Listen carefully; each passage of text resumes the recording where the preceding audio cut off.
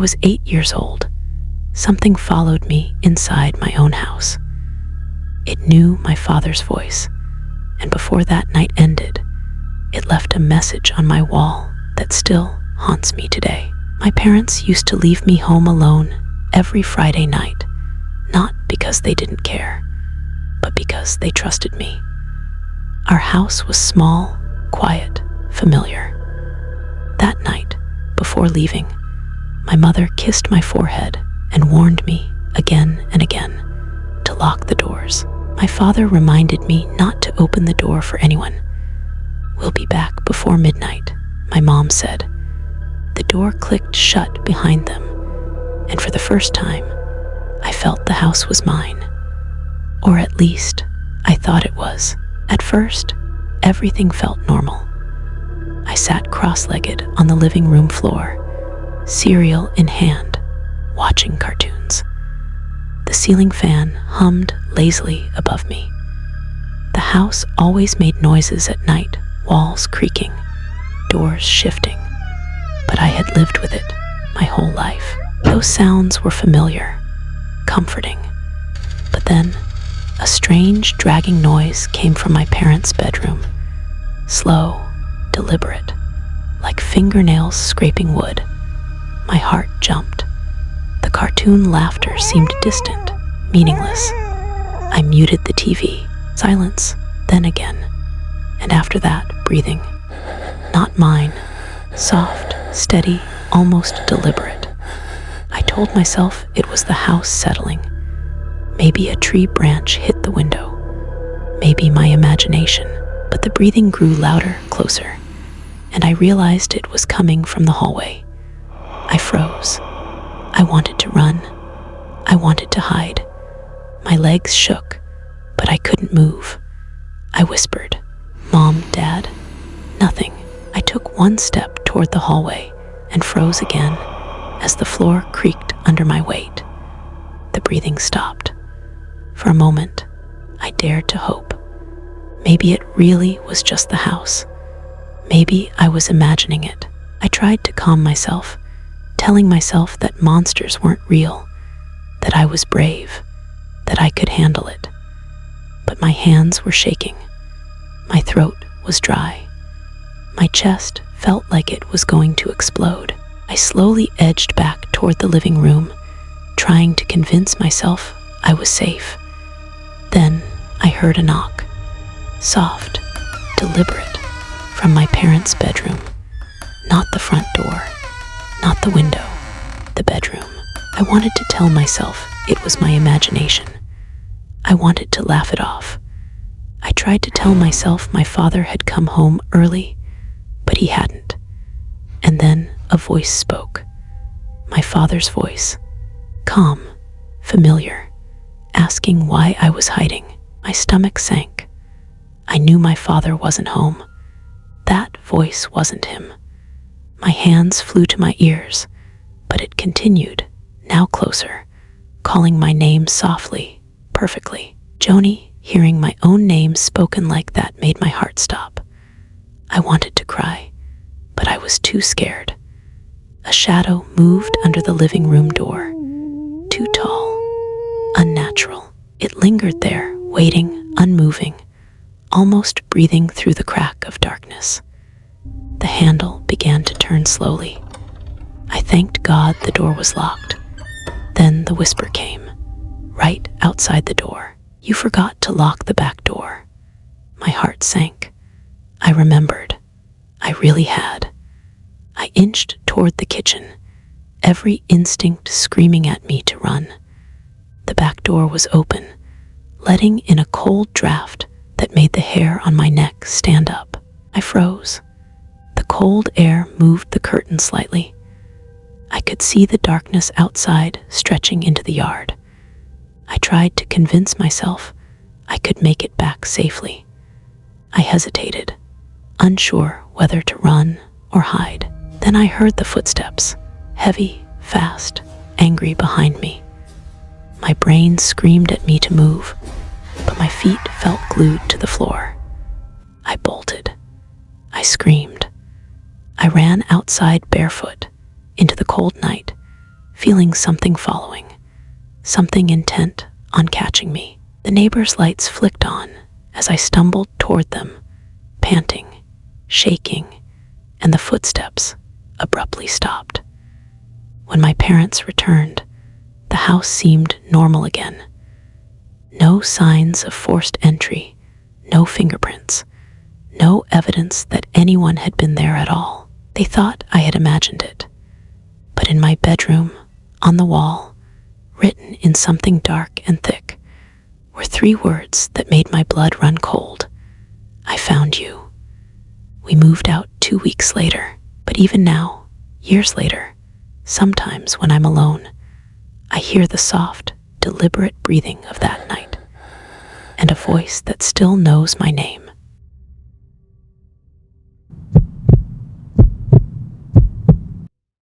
When I was 9, my parents went out for a wedding, leaving me home alone for the first time without any older siblings around. I was excited at first, finally, the whole house to myself. But that excitement didn't last long. Within an hour, I started hearing small, almost imperceptible sounds. A faint tapping from the kitchen, the soft scuff of shoes in the hallway. At first, I told myself it was the house settling. Old houses made noises. Right, but then I remembered our house wasn't old. It was new, and it had never made sounds like this. I tried to ignore it, distracting myself with cartoons. The laughter on the TV felt distant, hollow. Then my cat, who had been sleeping in the corner, hissed suddenly at nothing. Her fur bristled, and she backed into the wall, staring at the hallway. My stomach churned. I tried to calm myself. "It's just a cat," I whispered. "Cats are weird." But I couldn't shake the feeling that something in that hallway was staring back at me. Minutes passed. Then a slow, deliberate knock came from the front door. My heart jumped. I froze. We always locked the doors, and my parents had reminded me countless times. I convinced myself it must be the wind. But the knock came again, louder this time. 3 slow raps, almost like someone counting. I told myself to call my parents, but my hands were shaking. I could barely lift the phone. Then I remembered the warning they gave me. Never open the door for anyone. I tiptoed toward the living room to peek through the curtain, but my fear made me hesitate. The front yard was empty. Nothing, just shadows of trees swaying in the wind. Relief flooded me for a moment, and I laughed quietly at myself. "I'm being ridiculous," I whispered. But just as I turned back, I heard a soft, almost musical whisper. "You shouldn't have laughed." I froze. My blood ran cold. The whisper came from the kitchen, the opposite side of the house. I tried to convince myself it was the wind again, moving through the vents, but the voice was clear. It knew I had laughed. It knew I was afraid. Panic clawed at my chest. I wanted to hide under the table, but my body refused to move. I just stood there, frozen, listening as the whisper repeated my name, softly at first, then louder, angrier. SHH, Ethan. Suddenly, the lights flickered. One moment, the room was lit by the warm glow of the ceiling lamp. The next, darkness swallowed everything. The TV turned off on its own. The house felt alive, breathing, shifting. Then came the sound of footsteps. Slow at first, then faster, circling the living room, never stopping. I tried to scream, but no sound came out. My legs finally moved on their own, and I ran to the hallway, hoping to reach my room. But as I turned the corner, I saw a shadow standing at the end. Too tall, too dark. Its shape shimmered, like it wasn't fully real. I ran into my room and slammed the door, locking it. I pressed my back against the wall, shaking uncontrollably. My mind screamed at me to call my parents again, but I was terrified the voice would hear me. Then came the whisper from under my door. "Why are you hiding?" "I'm here. I've been waiting." My fingers gripped the doorknob tighter, but I didn't dare open it. Every instinct told me I was trapped.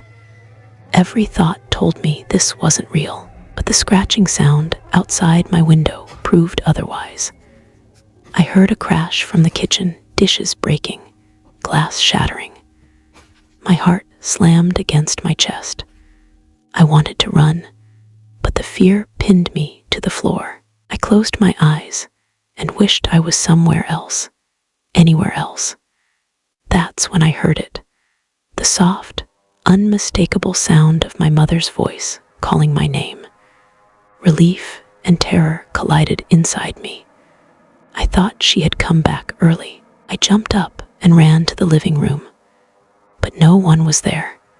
Just the shadow of the hallway stretching toward me, darker than before. I didn't wait.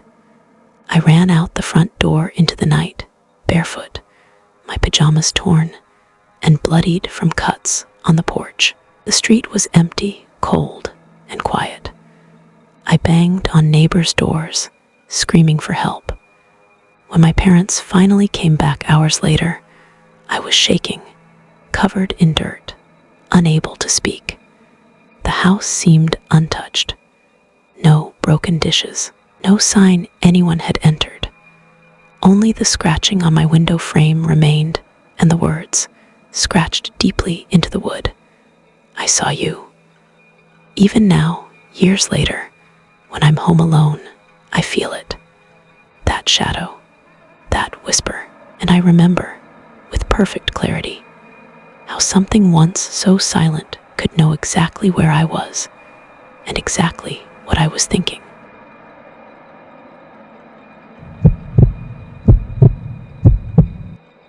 When I was 10, my parents left me alone at home for the first time without warning. They said they'd be back in a few hours, but something felt off that night. I had the strange sense that the house wasn't entirely empty. As soon as they left, I noticed the faint sound of whispers, barely audible, coming from the walls themselves. I tried to convince myself it was just the house settling, but the whispers sounded like words, like someone was murmuring my name. I sat on the couch, hugging my knees, trying to ignore it. The lights flickered once, twice, then went out completely, plunging the room into darkness. My breathing became loud in my own ears. Then I heard footsteps, soft, slow, coming from upstairs. My parents' bedroom door creaked open. I froze, unable to move. The footsteps stopped. Silence. Then a soft voice whispered from the darkness, "Ethan, why are you hiding?" My stomach dropped. It wasn't my parents. I knew it immediately. I tried to leave the room, but the air felt thicker, heavier, pressing against me. Every step I took seemed to echo unnaturally, as if someone else was mirroring me. I ran to the kitchen, hoping to escape, but the lights flickered again, and I saw it. In the reflection of the fridge, a shadowy figure stood behind me. It had no face, but I could feel its eyes on me. My heart raced. I wanted to scream, but no sound came out. I wanted to run, but my legs refused to move. Then came a new horror. The house itself seemed alive. Doors slammed shut on their own. The whispers grew louder, overlapping, forming words I couldn't understand, but somehow feared. Objects in the living room shifted slightly as I watched. The air smelled like something burned, like candles, but no candles were lit. I stumbled backward into the hallway and saw something impossible. My own bedroom door open, with a small figure standing in the doorway. It was me, or at least, It looked like me, but its eyes were black, empty, and it smiled in a way I couldn't comprehend. I ran. I ran faster than I ever had in my life, up the stairs, through the hallway, toward the front door. But the hallway stretched farther than it should have. The house was no longer the same house I knew. The walls seemed to twist, elongate, and pulse like a living creature. The shadow followed me, moving unnaturally fast, sometimes appearing closer, sometimes further, but never leaving. I could hear whispers everywhere, my name, mocking me, warning me, knowing me. I reached the front door and yanked it open, expecting the safe night outside. But the street was gone. Darkness stretched endlessly in every direction. I stumbled backward, my mind racing, and the shadow figure stepped out of the doorway behind me, perfectly silent, perfectly still. It reached out, and I felt a cold, paralyzing fear wash over me, freezing every muscle in my body. I screamed internally, struggling to move, to fight, to escape. But it was like my body no longer belonged to me. And then it spoke, not in words, but in thought. I felt the voice in my head. You will never be alone again. The whisper echoed, merging with the house itself, the walls, the shadows, every corner, until I realized I couldn't tell where the voice ended and the house began. I collapsed onto the floor, shivering, terrified, thinking it was all over. Hours later, or maybe minutes, I couldn't tell, my parents came home. The lights were back on, the house silent. I tried to tell them what happened, but no one believed me. They thought I had imagined it, but I knew better. In my bedroom mirror, faint scratches appeared along the glass, forming words I couldn't explain. We are always watching. Even now, years later, whenever I'm home alone, I feel it again.